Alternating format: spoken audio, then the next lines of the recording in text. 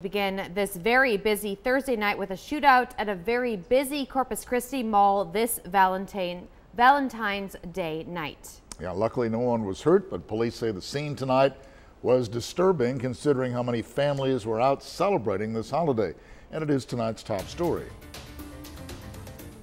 It began just before 8:30 tonight at Palmera Mall, just down the street from our studios on SPID. Police say it started as a confrontation between two men when one of them pulled a gun and began shooting into the air. Police say they are still investigating and know very little about what really happened tonight as they work to question dozens of witnesses on what they may have seen.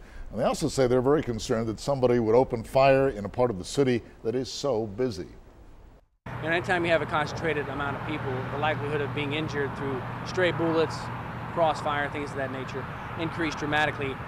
And this is probably one of the highest concentrated areas in our city. And so we have officers that are working inside, officers that are working outside. And police say the person who opened fire ran off. So far, no injuries have been reported, and police say miraculously no buildings or cars were hit by the bullets.